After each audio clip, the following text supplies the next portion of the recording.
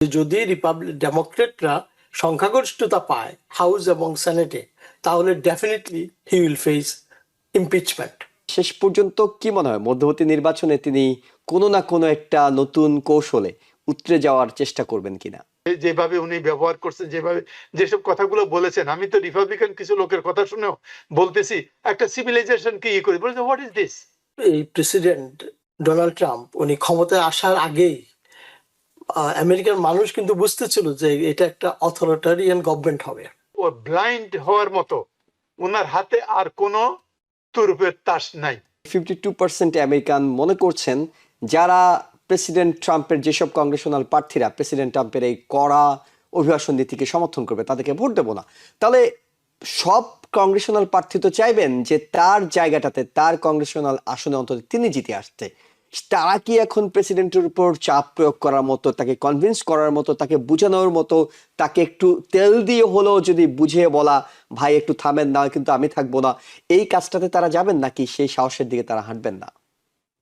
আমরা এই president Donald Trump উনি ক্ষমতায় আসার আগেই আমেরিকার মানুষ কিন্তু বুঝতেছিল যে এটা একটা অথরিটারিয়ান গভর্নমেন্ট হবে, এবং সেটির প্রতিফলন উনি ইমিগ্রেশন বলেন, ট্যারিফ বলেন, যুদ্ধ বিগ্রহ বলেন, প্রথমে চেষ্টা গাজাকে দিয়ে শুরু করলো, অত্যন্ত পজিটিভ, সবাই হ্যাপি। পরবর্তীতে নোবেল প্রাইজ, তারপরে গ্রিনল্যান্ড, ভেনেজুয়েলা, ভেনেজুয়েলা, তারপরে ইরান, এরপরে পোপ পর্যন্ত বাদ যায় নাই। গত সপ্তাহে যে ফাইটটা, মানে টাগ অফ ওয়ার। তো সবচেয়ে বড় জিনিস যেটা হচ্ছে যে এখানে মানুষ যারা কিছুটা ধর্মকর্ম করে, এই যে পোপের যে বিষয়টা, এটাও বিরাট একটা এফেক্ট কিন্তু করবে। কারণ ভোট দিতে গেলে বাক্সের কাছে যখন যাবে, আপনি যখন সিলটা মারবেন অথবা টিক মার্কটা দিবেন, দেন ইউ উইল থিঙ্ক। তখন রিলিজিয়ন আসে, তখন পরিবেশের বিষয়টা আসে, তখন অর্থনীতির বিষয়টা আসে। তো এই যে সব কিছু কিন্তু অ্যাড হচ্ছে ওয়ান আফটার অ্যানাদার। এবং ডোনাল্ড ট্রাম্পের যে বিষয়টা, ওনাকে যে কন্ট্রোল করবে, এই যে আপনি বলছেন রিপাবলিকান বিভিন্ন সেনেটর অথবা কংগ্রেসম্যান যারা প্রার্থী হচ্ছে, আমি যতটুকু জানি গত সপ্তাহেও যে ইরানের সাথে যে যুদ্ধটা ভালো যাচ্ছে না, বা এই যুদ্ধটা যে আমেরিকার ইকোনমিকে, এবং নট অনলি দ্যাট, এই যে জিসিসি কান্ট্রি যেগুলোতে আমেরিকার বেস ছিল, আজকে সেই বেসগুলো কিন্তু গুটাই ফেলতে হবে। ওখান থেকে এই যে আমেরিকার যে $39 বিলিয়ন যে ট্রিলিয়ন যে লোন, সেই লোনগুলোকে সাপোর্ট করার জন্য ওই দেশগুলোর বিজনেস সাপোর্ট অত্যন্ত প্রয়োজন।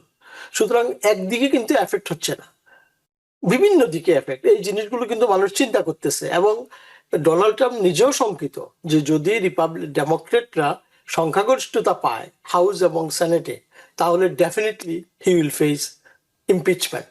শেষ পর্যন্ত কি মনে হয় মধ্যবর্তী নির্বাচনে তিনি কোনো না কোনো একটা নতুন কৌশলে উতরে যাওয়ার চেষ্টা করবেন কিনা? সেটা তো প্রেসিডেন্ট ট্রাম্প ক্যারেক্টারিস্টিক্যালি উনি তো চেষ্টা করবেন, কিন্তু এটা কিন্তু জুয়েল, এটা প্রেসিডেন্সিয়াল ইলেকশন না, এটা president is not a candidate. এই জিনিসটা কিন্তু আমাদের মনে রাখতে হবে। এবং সব জায়গায় কামালা হ্যারিসও দাঁড়াচ্ছে না, কামালা হ্যারিস তো দাঁড়াচ্ছে না, তাই না? এখন এটা হলো রুটি রুজির ব্যাপার লোকজনের, তার কনফিডেন্স, আমাদের প্রেসিডেন্টের ক্রেডিবিলিটির ব্যাপার, রাইট? এটা অনেকের কাছে এখন অসম্মানজনক পৃথিবীর যে গিয়ে বলা আর কি, কারণ যেভাবে উনি ব্যবহার করছেন, যেভাবে যেসব কথাগুলো বলেছেন, আমি তো রিপাবলিকান কিছু লোকের কথা শুনেও বলতেছি একটা সিভিলাইজেশন কি করে বলছে, হোয়াট ইজ দিস? এটা কি হচ্ছে, এটা ব্যাপারটা কি? আমাদের প্রেসিডেন্ট কেন বলবে? কিন্তু ব্যালটে তো তিনি নেই, ব্যালটে তো লোকাল কংগ্রেশনাল প্রার্থী আছেন। হ্যাঁ, সেটাই। সুতরাং এটা ওনার ইম্প্যাক্টটা আমার মতে ও ব্লাইন্ড হওয়ার মতো ওনার হাতে আর কোনো তুরুপের তাস নাই। কারণ ডিসক্রেডিট এমন ভাবে হয়েছেন উনি, রাইট? ওই আমেরিকা ফার্স্ট তো ক্যান্সেল, এখন no more America cancel. People রিপাবলিকানরাই বলতেছে, রিপাবলিকান টক শো হোস্টরাই বলতেছে যে America first is no longer existing. সুতরাং ওটাই হলো তার এক নম্বর তুরুপের দেশ। And make America great again. Great again মানে রেশিয়াল আর কি, যে হোয়াইট আমেরিকাকে বানাওয়া। সেই জিনিসটাও এখন আস্তে আস্তে ব্রাউনের সংখ্যা বাড়তেছে, সেই জিনিসটাও এখন হচ্ছে না। কারণ মেক আমেরিকা গ্রেট অ্যাগেইন এর জন্য আপনার যে বেস দরকার, right wing base, right wing বেসটা আপনার ফ্র্যাকচার হয়ে গেছে এখন।